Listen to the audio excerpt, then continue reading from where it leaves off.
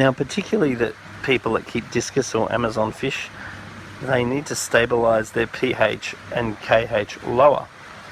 But the main problem for areas such as Sydney is that we have a very high pH of 7.8, and we have a KH of regularly tests as 0, so let's say near 0. So then, if we try and use pH down to lower the pH, we can create a poisonous situation or a problem situation by dropping the KH to 0. And I definitely experience major problems keeping my fish dropping the KH of 0. So you have the option of products such as this one, which will actually lower the pH and increase KH.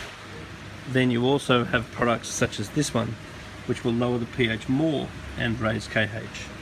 So it's basically a matter of looking at what products work for your particular area to find out what's going to give you the pH and KH that you desire.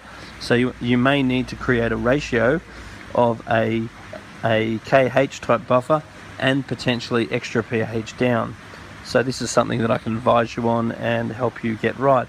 But something that a lot of the serious discus breeders, L-number catfish breeders and so forth do is they'll get a big water drum.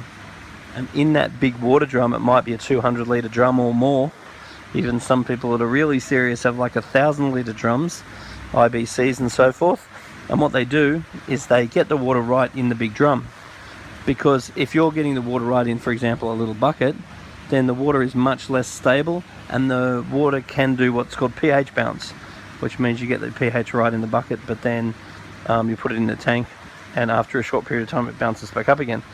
If you prepare the water first in a big drum, then for some reason that stability of the bulk of the water in the drum just seems to make balancing the pH and KH much easier.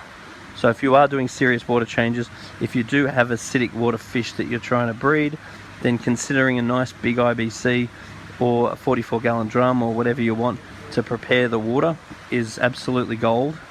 And I also want to suggest that you have the drum pretty much full all the time. So if you chucked an aerator in it and you got the water right, then you use the water that you use in that day, then you top the drum back up again.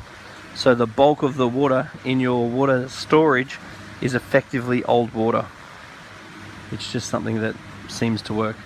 Anyway, if you've got any tips on preparing water, then let us know. The other thing you can do is obviously put a heater in that drum, which means that when you're doing larger water changes, you don't have the potential for pH shock.